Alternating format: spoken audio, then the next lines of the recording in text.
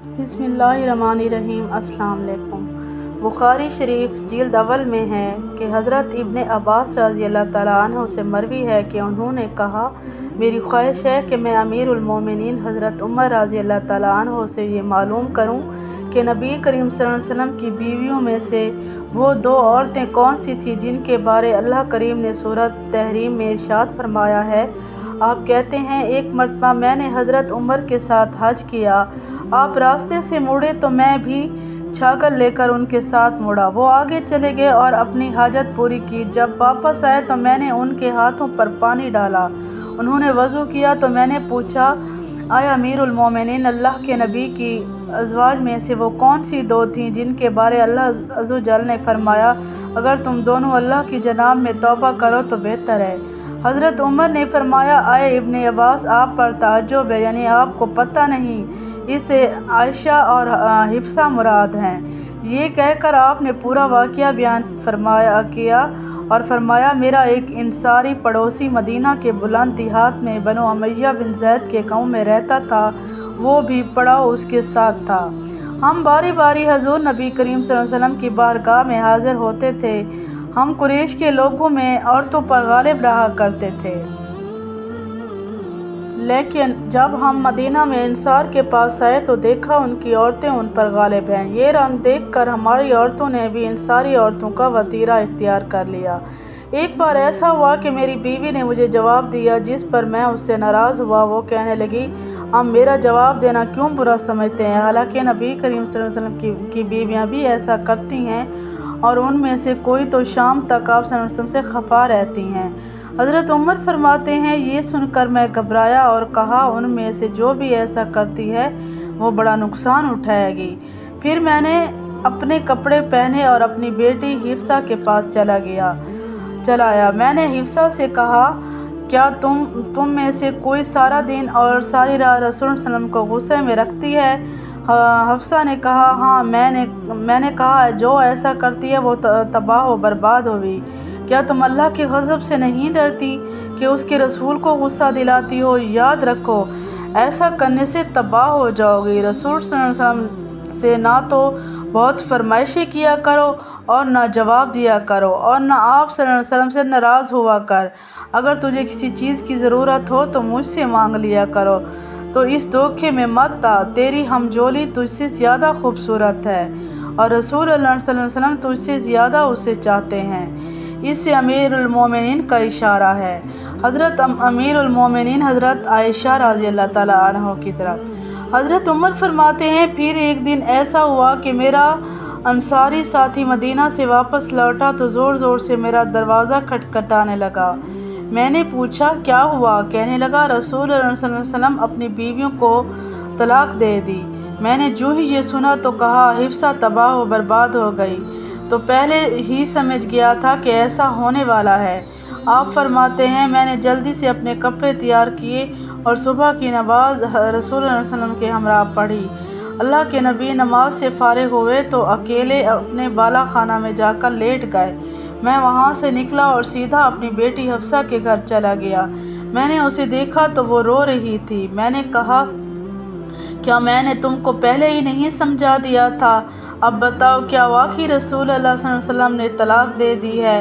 وہ کہنے لگی، مجھے نہیں معلوم، آپ رسول اللہ صلی اللہ علیہ وسلم سے جا کر بالا خانہ میں پوچھ لیں۔ میں وہاں سے نکلا تو دیکھا کچھ لوگ مسجد نبوی شریف کے ممبر کے پاس بیٹھے ہیں اور ان میں سے کچھ رو بھی رہے ہیں۔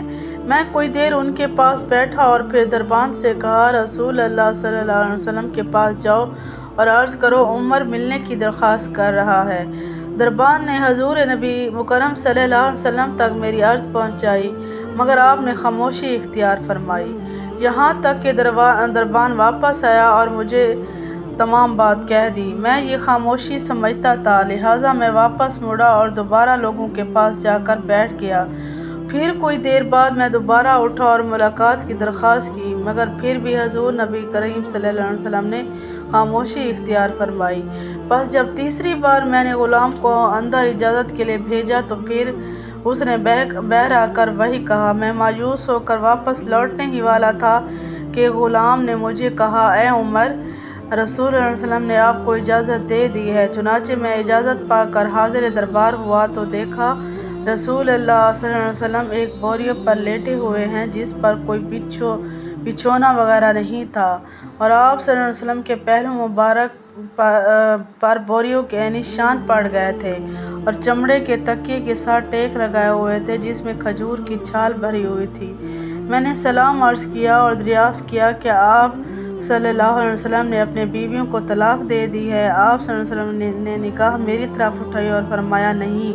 मुझे ये सुनकर बहुत इत्मीनान और सुकून मिला। फिर मैंने हजूर करीम सल्लल्लाहु अलैहि वसल्लम के दिल बहलाने को चंद बातें की जिनसे आप सल्लल्लाहु अलैहि वसल्लम मुस्कुरा दिए और फिर हफ्सा के पास जाने और उसको अमीर उल मोमिनीन हज़रत आयशा रज़ियल्लाहु तआला अन्हा से मुतल्लिक़ नसीहतें करने का वाक़या भी बयान किया, जिससे आप सल्लल्लाहु अलैहि वसल्लम दोबारा मुस्कुरा दिए। रिवायत में मिलता है कि रसूल अल्लाह सल्लल्लाहु अलैहि वसल्लम ने एक बार उम्मुल मोमिनीन हज़रत हफ्सा रज़ियल्लाहु तआला अन्हा को तलाक दे दी थी। ये तलाक रजी थी। जब हज़रत उमर फ़ारूक रज़ियल्लाहु तआला अन्हु को इसकी खबर मिली तो आपको बहुत दुख हुआ, यहाँ तक कि शिद्दत गम की वजह से सर पर मिट्टी डालते और कहते, इसके बाद अब अल्लाह अज़्ज़वजल की निगाह में उमर और उसकी बेटी हिफ्सा की कोई कदर और मंज़िलत नहीं रही। फिर जब ये खबर मज़ीद फैली तो हज़रत हिफ्सा के मामू उस्मान कदामा और बसरान मज़ऊन रज़ियल्लाहु तआला अन्हु आपके पास आए। हज़रत हफ्सा उनके सामने रोती जाती और कहती, अल्लाह की कसम, रसूल अल्लाह सल्लल्लाहु अलैहि वसल्लम ने मुझसे उकता कर तलाक नहीं दी। इतने में अल्लाह के नबी भी तशरीफ़ लाए। हज़रत हफ्सा ने जब रसूल अल्लाह सल्लल्लाहु अलैहि वसल्लम को देखा तो आप सल्लल्लाहु अलैहि वसल्लम से पर्दा कर लिया, लेकिन हजूर सल्लल्लाहु अलैहि वसल्लम को तो आपसे रजू करने का हुक्म मिल चुका था। चुनांचे हदीस पाक के अल्फाज कुछ यूँ हैं कि हज़रत कैस इब्न ज़ैद से रिवायत है, रसूल अल्लाह सल्लल्लाहु अलैहि वसल्लम ने हज़रत हफ्सा को एक मरतबा तलाक दिया और फिर रजू फरमा लिया। उसकी वजह ये थी कि हज़रत जिब्राईल अलैहिस्सलाम ने आपसे कहा, आप सल्लल्लाहु अलैहि वसल्लम हफ्सा से रजत कर लें क्योंकि वो बहुत रोज़ा रखने वाली और बहुत नमाज़ पढ़ने वाली हैं और वो जन्नत में भी आपकी ज़ौजा होंगी। शारीन कराम ने इस हदीस पाक की रूह से बहुत ज़्यादा मसाइल बयान फरमाए, जैसा कि तलाक रजी वगैरह के अहकामात, मगर इस हदीस पाक की तशरीह में एक बात अहम बात उम्मुल मोमिनीन हज़रत हफ्सा रज़ियल्लाहु तआला अन्हा कि अल्लाह रब्बुल इज़्ज़त के यहाँ कदर व मंज़िलत और मकबूलियत व मौजूबियत भी बयान की जाती है। बिला शुबा इसमें आप रज़ियल्लाहु तआला अन्हु की सीरत और किरदार के पहलू को उजागर किया गया है। दुआ है अल्लाह वहदहु ला शरीक आपकी